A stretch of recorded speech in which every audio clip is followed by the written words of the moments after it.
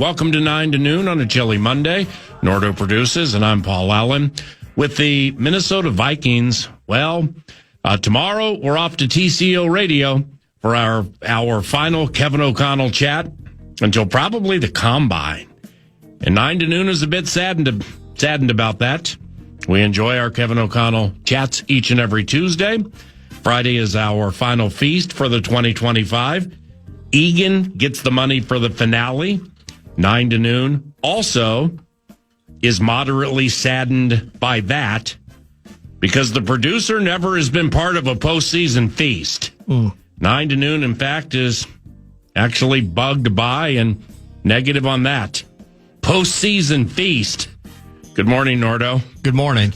I will say this as the season wraps up. One thing that has really impressed me over the course of this year is we are Rubes, the listeners are Rubes, and we get the chance to join together every Friday. Yeah. The feasts, for the most part, have been jam-packed through the injuries to the O-line, to the injuries to the kid QB, to weird interceptions, to special teams fumbles, to L after L after L as part of a nasty losing streak, down the end of, well, what does the future look like? What are the changes in the offseason? Oh, wait, we still have 3 or 4 games to play, and people are still showing up at Buffalo Wild Wings on Fridays. At the feast. To hang out and party with us each and every week. So really thankful for that, impressed by it. Amen. But I couldn't be more down with the fact that Friday is truly, at noon, the final boom of the 2025 campaign for the Purple.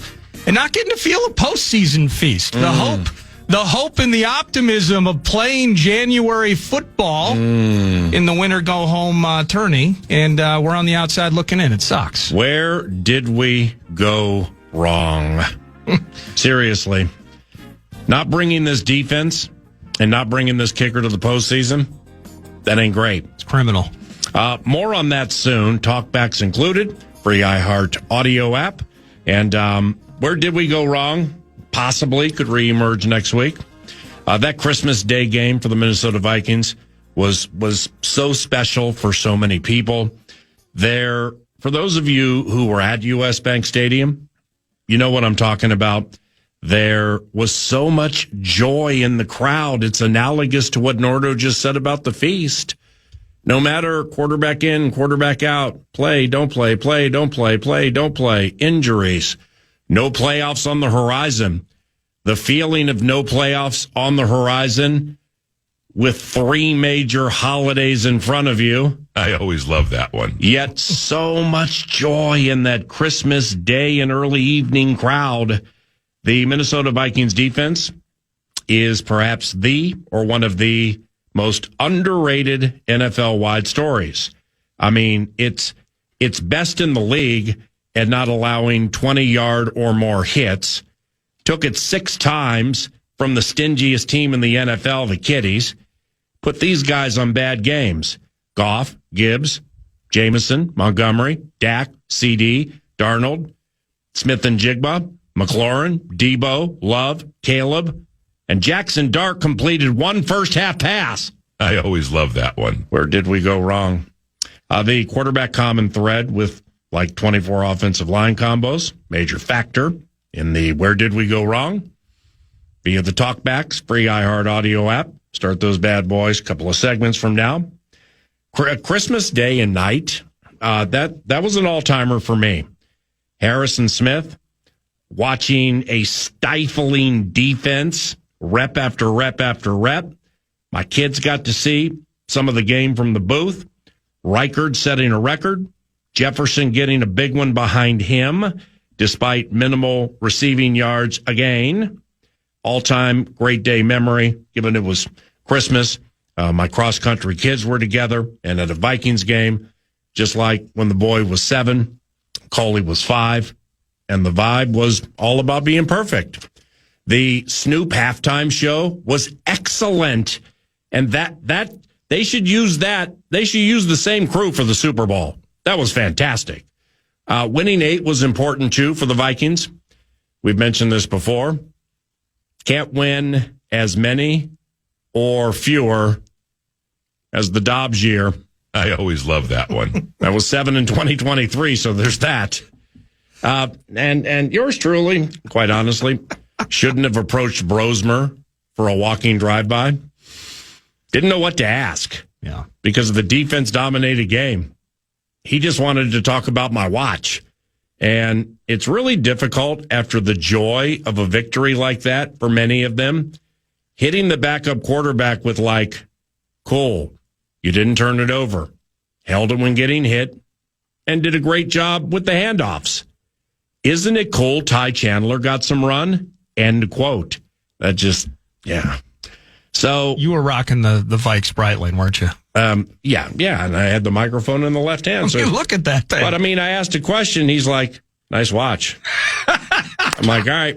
Yeah. Probably wasn't the most well-timed walk-up drive-by. Sounds like the team themselves, the players themselves, are feeling the brunt of a non-playoff year. Mm-hmm. 1 to go. It's the border battle. Last week, Nordo and I kind of fell into the dang. Where did we go wrong? Given bringing the defense to the postseason would be all about the bomb. It's such an underrated story in the National Football League because of the record. So that's like the 9:30 and beyond today. Talkbacks are included. Where did we go wrong this year? Knowing what we know now about the defense, the kicker, we swept the Lions. Yeah. Where did we go wrong?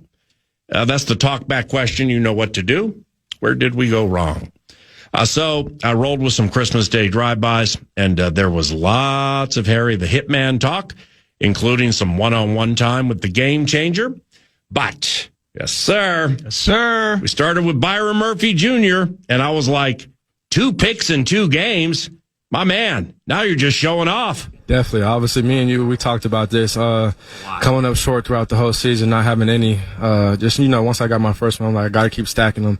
Obviously making plays for the defense. But today was a great day, and it was just amazing feeling. That's phenomenal. The guy to our left, you're right, my left, Harrison Smith.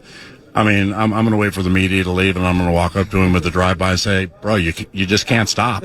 Honestly, you can't. I know it's 14 years, might be tired and stuff like that, but holy cow, is he playing good. Man, probably, like I said, he's a GOAT. He's a Hall of Famer for a reason, one of the best, and obviously still playing at a high level. And like you said, I don't want him to go nowhere. That's the leader of our room. But, yeah, definitely been playing at a high level, and I just love being around it. Love you, buddy. Merry Christmas, and thanks for always being so kind. Yes, sir. Merry Christmas. Byron Murphy Jr., one of my very favorites here, man. Drive-bys after a 23-10 victory. Redford, Michigan native, real quick, Eric Wilson. Eric Wilson. I want to begin with Harrison Smith. He just can't be done. Honestly, I know it's 14 years and everything, but he picking an interception today, 3 passes defense, block shots, as Kevin O'Connell calls them. He joined Rondé Barber as the only 2 players in the history of the NFL with at least 38 picks and 21.5 sacks. So he might be done, but he just can't be done, man. He's playing so good. Yeah, he's playing great, man. He's a leader out there, man. We count on him. He's the heart of this defense, so it's awesome to see him go out there and make plays on a big day, Christmas Day, tight game, division. It's huge, man. Hey, Eric, help me with this. The Lions came into the game with only 8 gives. Fewest in the NFL, wasn't even close. You guys went out there and took it 6 times from them. B-Flow, the whole defense is just on fire right now with the unpredictability at the line. What do you think about all that? I think it's a testament to us playing together, man. Everybody's got to be on the same page with the type of stuff that we do. We rely on one another. We got to trust one another, and it's awesome for it to be on display. Love you, buddy. Merry Christmas. Yeah, Merry Christmas, brother. Eric Wilson. Eric Wilson leads all linebackers in the NFL with tackles for loss. I'm going to come over here real quick. Jay Ward. You had one of those games today, man, where if you look at the box score and stuff, you'd be like, all right, we got this and we got that. You're playing with your hair on fire right now, man. You are playing so good, Jay Ward. We're going to get to that momentarily because you've been a safety in a corner this year. The guy over to our right, your left, Harrison Smith, the common thread is he just can't be done. Seriously, the way he's playing right now, wouldn't you agree? Yeah, he need to go and come back one more year. I just talked to Eric Wilson about this, but Lions came into the game, man. They only gave it away 8 times the whole year. You guys took it 6 times from them today. What were some of the keys? Just doing your job. You're 111. The players will come to you. Don't chase them.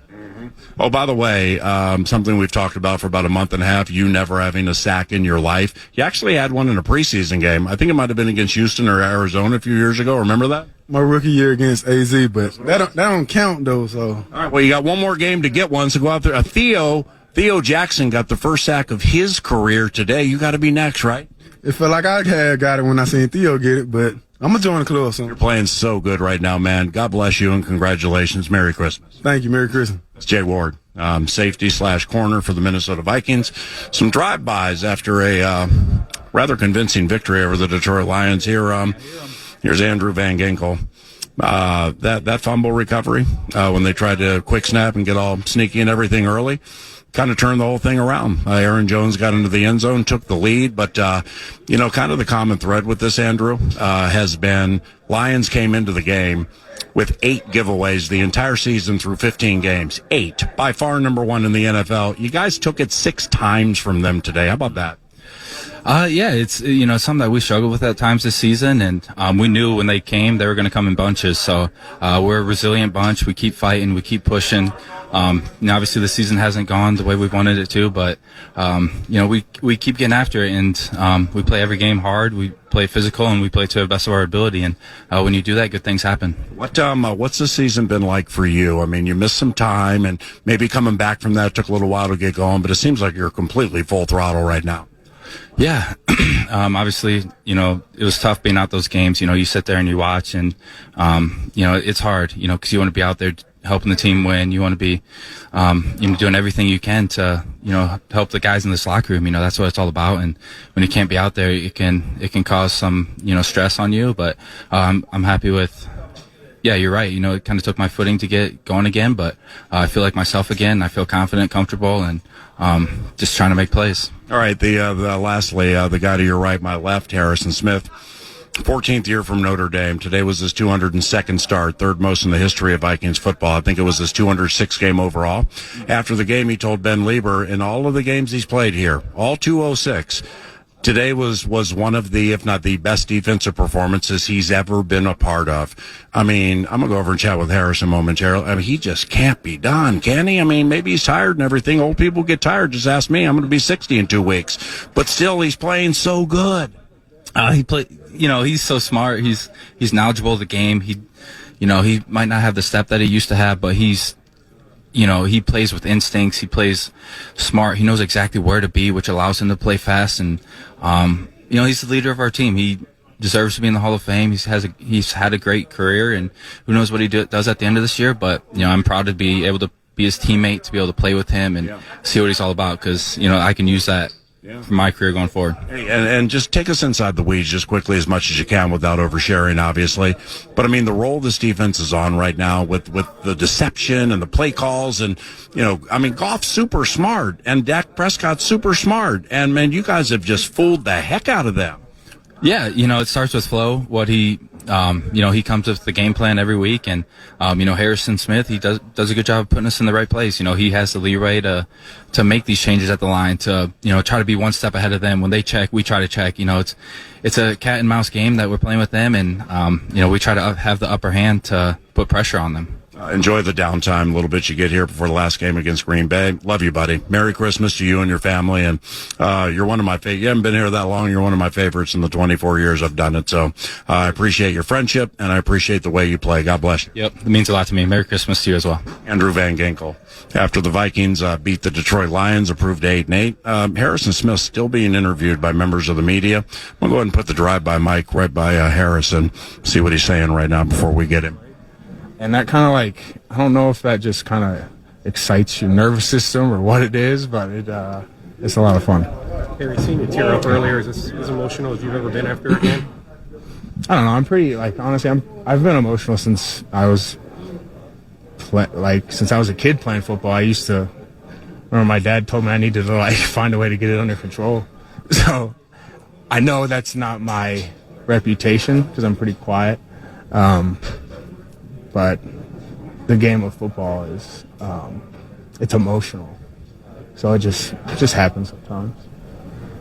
Do you feel like that just getting later in your career that comes to be a bigger part of it, just understanding the context of I only have so many of these days left, whether it's this year, next year, whatever? Yeah, there's definitely a maturity, and you realize your own football mortality. It's when you're young, you're just there's no end in sight, and the past couple years, I know it's there. It's it's not emotion out of sadness. It's just because it's more heightened, I would say. So you just feel it a little more. Yeah. I'm just going to sneak in a quick drive-by here. I'm never going to forget today, and you had a lot to do with that. And, you and I have been around for a long time, man. And after the game, you told Ben Lieber, today was your 202nd start, third most in the history of the Vikings passing HOF Carl Eller. I think you played 206 or 207. You told Ben this is one of the greatest defensive performances you've ever been part of. That is such a big statement to make, and you're absolutely right. But, what was going through your mind when you said that? What led to, one of the best over the last 14 years? I think it's probably the reality, to start with. But just the amount of plays getting made by everybody, the way that we decided to play, I think is what I was speaking to the most. And I've been on a lot of defenses that did have that style, and I will never forget those ones either. And those, for some phenomenal defenses. It's just how it went today, and we were feeding off each other. I'm going to let you go here, man. You've had a lot of media stuff, and it's been a treat watching you and waiting for you. My common thread here has been that the Lions came into the game with 8 Gibbs. Okay, absolutely best in the NFL. You guys took it from him 6 times today. So as the team goes, it's the most underrated story in the NFL because of the record. You got the Bears doing what they're doing. Denver finally loses. But, this defense is absolutely one of the best in the NFL. I think people will start talking about it now. Not that you care about that, but this defense, man, when O'Connell says the cat and mouse like you have with smart quarterbacks like Dak and Jared Goff, how do you get ready for that? What are some keys? Realistically, it starts with just the amount of experience I have in the game. And I was fortunate to play previously for, Mike Zimmer, who was very aggressive as a play caller as well. So I had some experience, and then when Flo got here, it's not the same. It's different, but it's his own thing.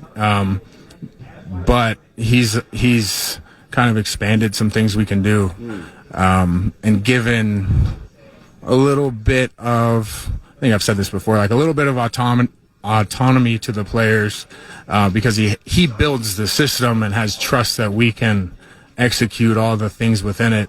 And I think we started out 3 years ago doing it, and it was okay and built last year, and I think you're kind of seeing it get to a pretty high level right now. He's diabolical. That's the only way to put it.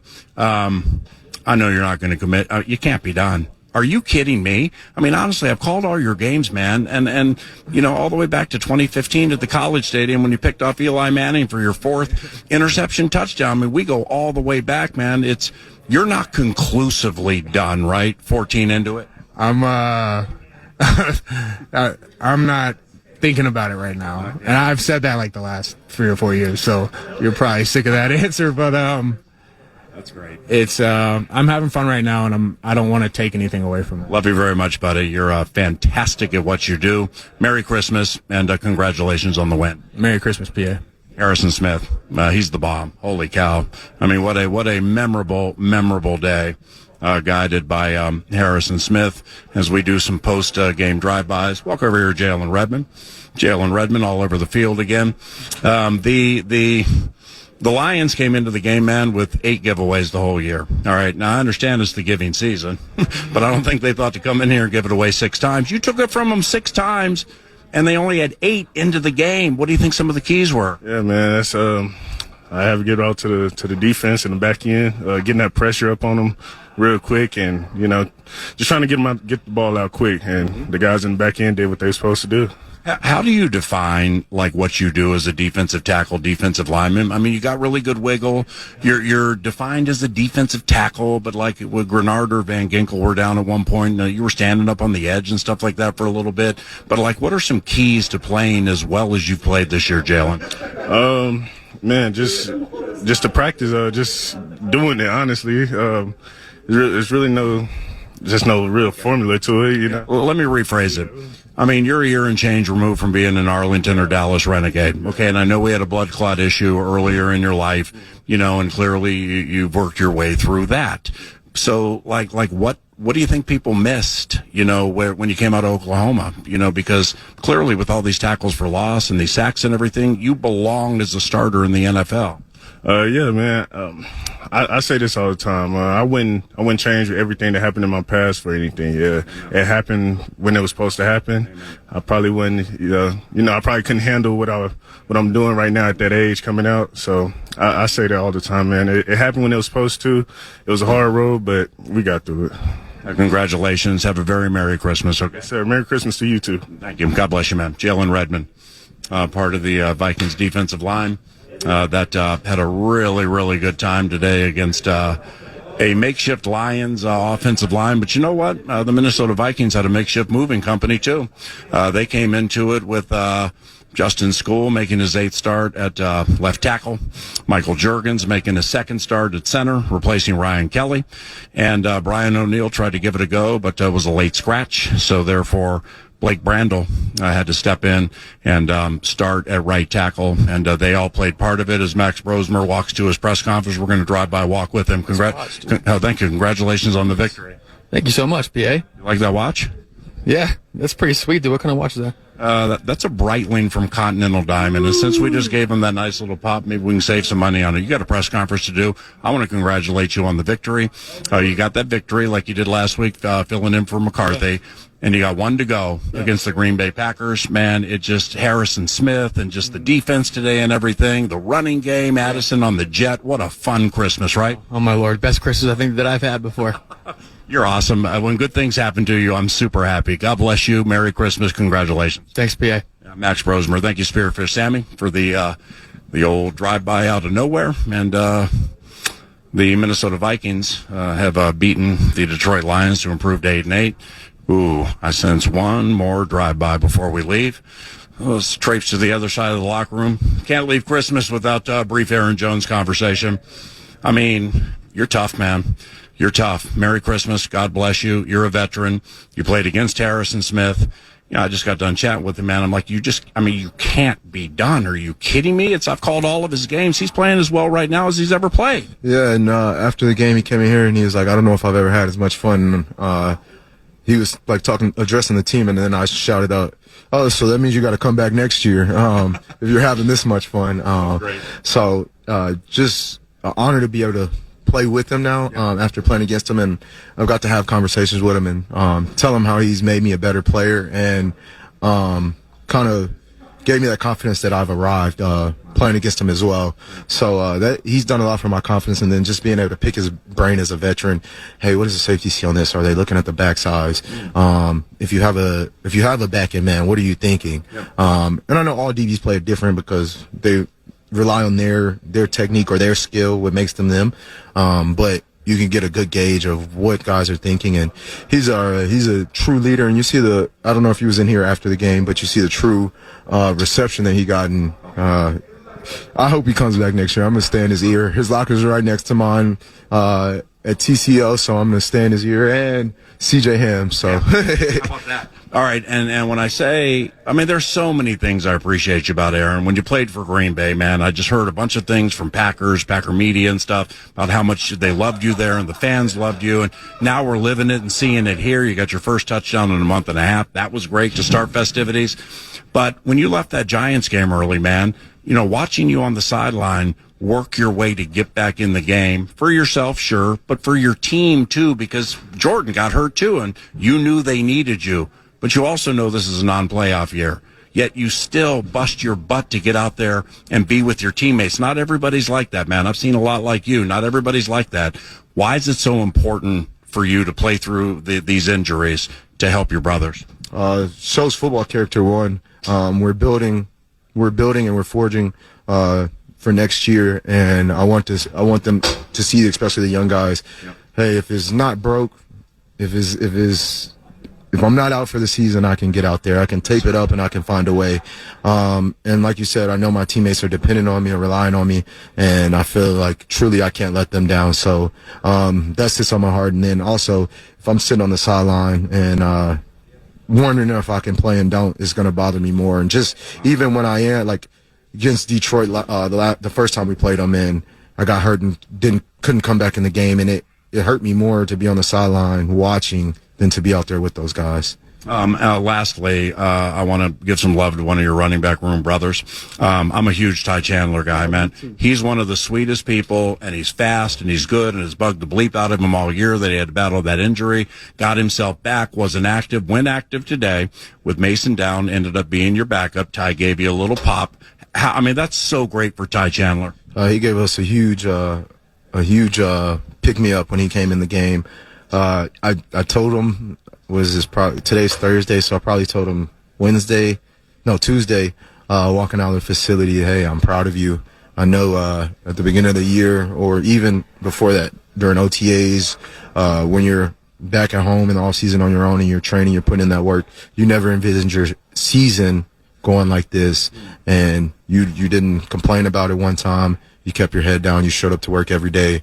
You was still a joy to be around, a light, giving your feedback on what you see and helping everybody. And he showed up, like I said, he showed up every day. He could have been feeling bad, sad for himself or bad. Yep. He never did that. And I told him it always works out the way it's supposed to, and I'm happy he's getting his opportunity. And then when it was his time to go in the game, I told him, hey, make the most of every opportunity you get. My man, Merry Christmas. Please tell your mom thank you for loving, respecting, and following the gospel of Jesus Christ as closely as she does. And likewise for you. God bless you. Merry Christmas.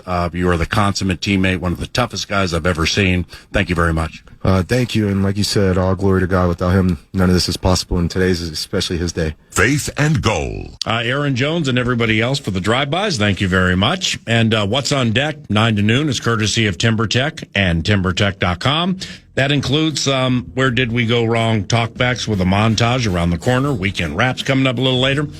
Cinny with the border battle. He'll be in the equation today. Likewise for the analyst and much more as we snuggle up together on this chilly Monday at FM 100.3 KFAN. Good morning.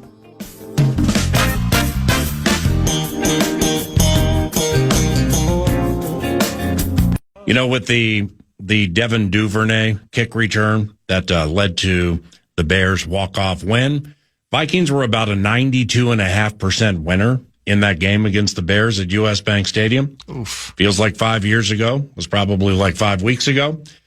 And the 9 to noon is not your lamenting leader.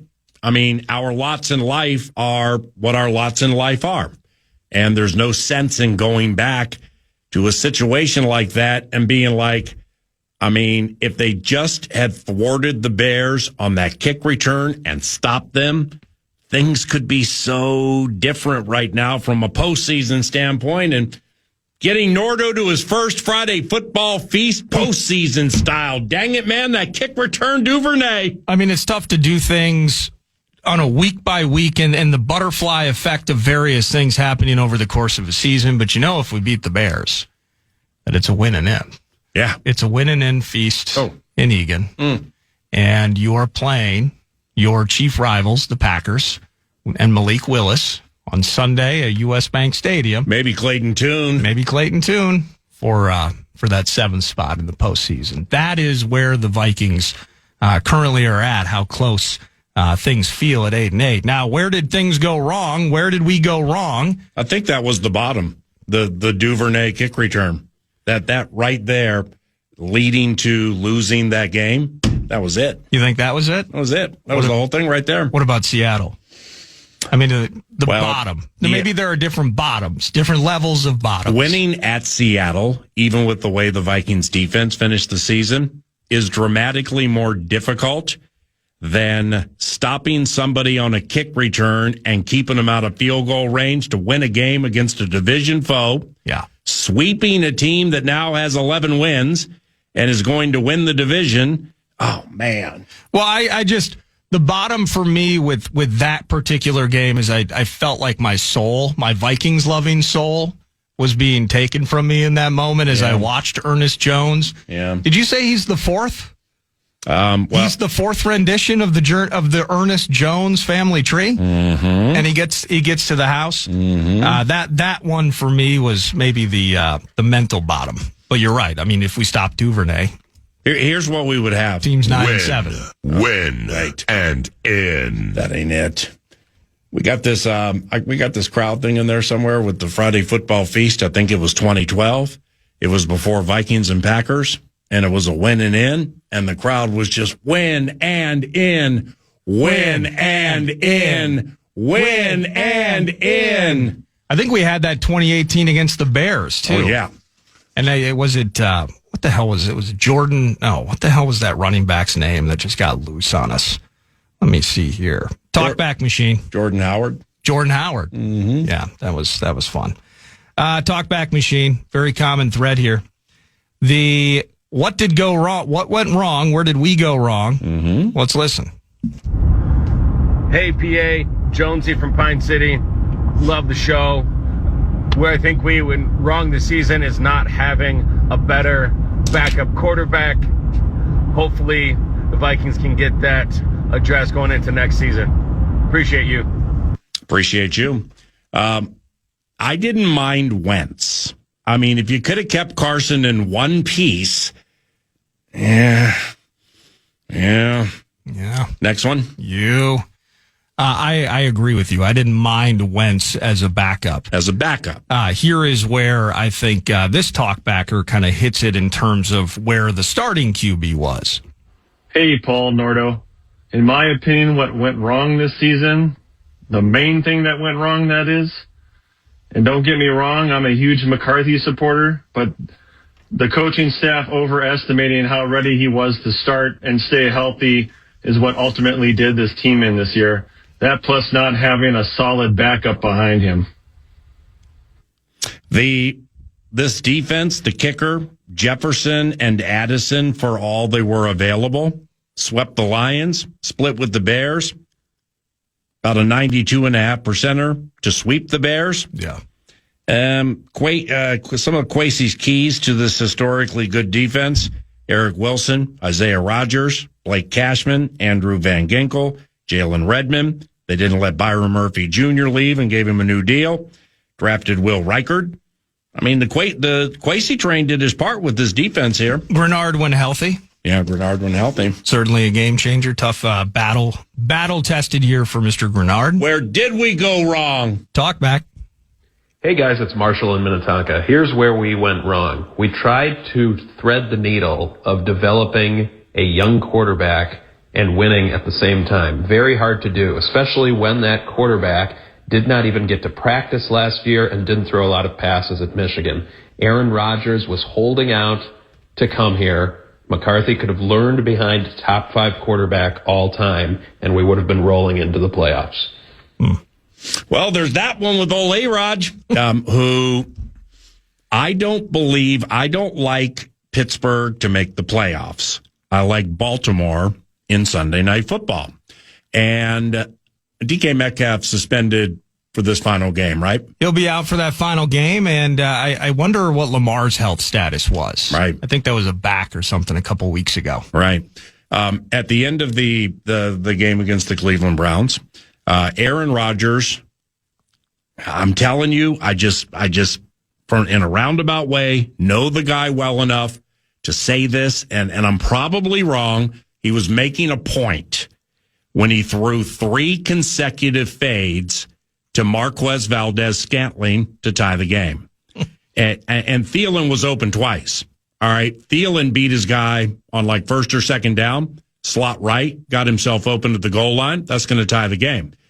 But Aaron, Marquez Valdez-Scantling was running the DK Metcalf routes, and Rodgers kept fading to him back right of the end zone with Denzel Ward, the best corner for the Browns, covering MBS, and he wouldn't stop.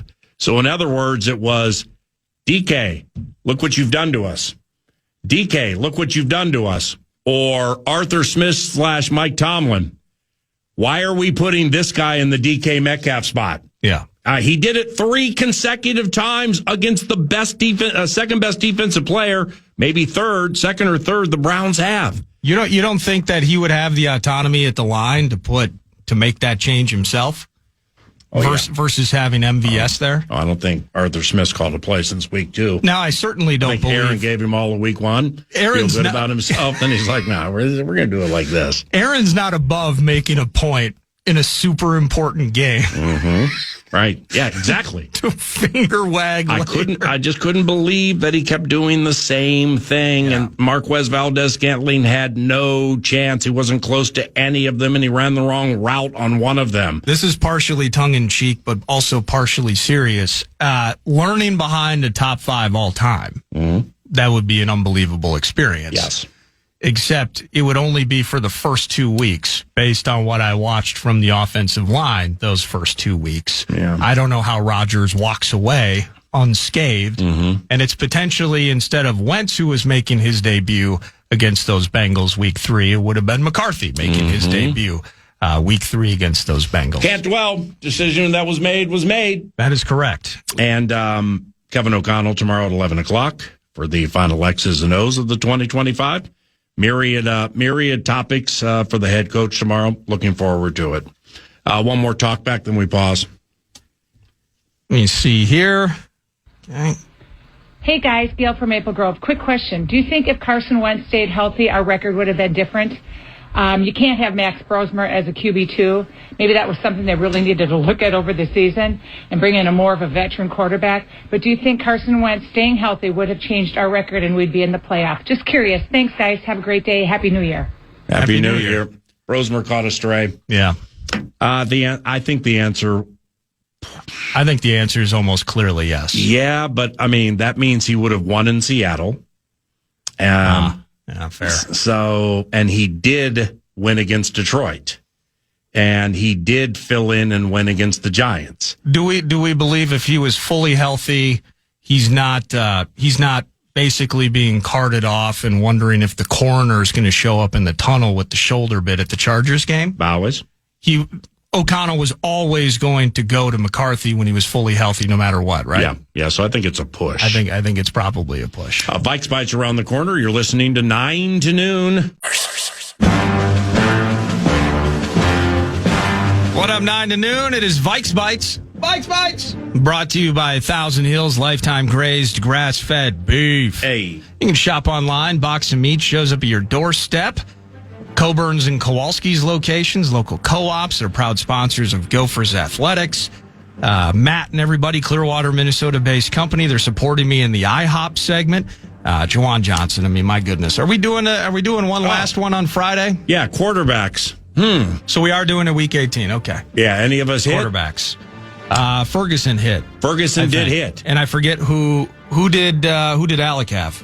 Trey McBride. Yeah, he hit for one. He did? Yeah, he did. I know he set some kind of receiving record, receptions record. I'm just Juwan? I'm the L of this season. Saints scored a bunch of points. Yeah, 3, and I think he had like 6 or 7 catches for 95 yards, but not in the end zone. And so we'll wrap it up with a QB. Mm-hmm. IHOP Buffalo Wild Wings Egan on Friday. Final feast of the 2025 season. Will it be the final game of this game? It's 2nd and 6 for the 8-7 Detroit Lions with Jared Goff working out of the shotgun, 2 receivers left and right. Vikings had the ball first, went 3 and out. Here's a blitz on Goff. Down goes Goff! Harrison Smith got him! Harrison Smith got him with a sack. Dallas Turner was in the mix too. Yeah, and he wasn't done on Christmas Day. Paying off all those sponsors today. Yes! Oh, there's another interception. Goff over the middle. Harrison Smith. Holy cow, Hitman. Just go ahead and steal the show. Look at Harrison Smith celebrate with all these kids. He has a sack. He has an interception. interception, and the veteran, the hitman, is dominating the Detroit Lions. So Harrison Smith. Now, wait a second here. Yeah. You're not a feasting Al, okay? $2,300 is going to Feed My Starving Children. Yep. Courtesy of fantasycares.org. Appreciate it. Make it $4,600 thanks to the late game match by Thousand Hills. So that's $4,600 going to Feed My Starving Children. That is antithetical to Al. No, that's true. But I'm watching the night game last night. At some point, we'll talk about it. Unbelievable in the Bay last night with Purdy and the 3 passing touchdowns, runs in a couple. One of those 3 passing touchdowns, though, Tonjes. Oh, Tonjes. The guy who was playing in replace of Kittle. Come on. Who I wanted to use, but I was worried about the ankle. I should have just pivoted to Tonjes. Nobody uses Tonjes for Feed My Starving Children. That's true. Okay, now I don't think Juwan Johnson was high on the list either. $4,600 for Feed My Starving Children. All right, you're right. 10,000-foot view. Hold on, 2,300. Then we got the Thousand Hills match. Yeah, we appreciate that. 10,000-foot view, though. Thank you, Matt, and everybody at Thousand Hills. Harrison Smith, you heard those highlights there, a sack and a pick. He can't be done. In the Christmas Day game, and I'm not even going to, is he done, is he not, whatever. You even kind of alluded to that. He talks about living in the moment. I remember a similar conversation a year ago at this time, by the way, or towards the end of the season, I should say, as the team played in the playoffs last year. But at any rate, that brings him to 21.5 career sacks. You were able to, I believe, officially cross off that little stat that you had on the game calling depth chart, which was probably the highlight of your day. One of many, as you spoke of on Christmas Day. For over a year, it was on there. Seeing your kids and just everything that went into the day and getting to cross that stat off made for the perfect Christmas. He also recorded his 39th career interception. Yeah. The reason I bring this up, hallowed ground, hallowed territory, he is potentially entering here. If he picks off Malik Willis or Clayton Tune on Sunday in the border battle, that is good for nothing in terms of seeding, as the Packers have locked themselves into the 7th seed for the 3rd consecutive year. He would enter what is referred to as the 40-20 club. Now, of all clubs, there are probably a few that are maybe even more exclusive than this. There are only 2 players in NFL history to enter the 40-20 club, which is 40 or more interceptions and 20 or more sacks. That would be Rondé Barber and then Charles Woodson. HOF. I know I don't know what the yardage is. I don't have it in front of me, except I do. He is, Operation 53 would be Justin Jefferson getting 53 yards and eclipsing 1,000. Mm-hmm. But even more important than that, can we get a pick? Can we do Operation 40 on Sunday in the border battle, boom and noon, and get Harrison Smith into the, as exclusive as you can ask for, 40-20 club historically in the NFL? Bring on Clayton Tune. Let's go. Let's pad some stats in a Week 18 no one's going to remember. Come on. Will Green Bay give him a chance? Yeah. I mean, Green Bay, the Bears, what I think the Bears are going to do to the Lions this weekend should be felonious in 48 states. I mean, they might try to score 70. All right. Now, Dan Campbell put up 52 on Ben Johnson week 2 before Ben had that thing going. And Chicago, with a win or a Philly loss, gets the 2 seed, emphasis on the with a win, which means they get that home game against Green Bay. So I'm counting on Chicago to win. Green Bay has nothing for which to play. It could be Emmanuel Wilson here, third running back there. So I don't think they're going to give Harrison Smith much of a chance to get that, but maybe he doesn't need much of a chance. My goodness. Vikes Bites. One more mini bite for you, and then we'll pivot to the analyst. Pete Bursich, as soon as he responds to my text and tells me whether he's at the facility or Eye in the sky. Eye in the sky, though, at Pete Bursich 56 via YouTube. Level of thought you have given to the thrill of winning. 4 in a row, 4 KO, potentially 5 in a row, 4 KO to end this season. 9-8 record that would be. Versus the idea of playing a 3rd or 4th place schedule in 2026. To this end, passing the Lions in the standings and staying there, would mean that the Vikings play the Colts instead of the Titans. It would mean they play the Commanders instead of the Giants. I don't see a huge difference there at this stage, but all the same. You would play the Rams, Niners, or Seahawks instead of the Cardinals. Level of thought you've given to the third place schedule or the fourth place schedule? Well, when I thought for sure we were going to finish in last, I hadn't given any thought to the third place schedule. And then we get the third place schedule, but it's Christmas. Yeah. And no feast on Friday, chill weekend, back on Monday. That, I don't think it's that precipitous, but nevertheless, it's just bad for business finishing last. Yeah. It's just bad for business, man. So I want them to win 5 in a row, 4 KO. 5 in a row, 4 KO. 5 in a row, 4 B flow. 5 in a row, 4 B flow.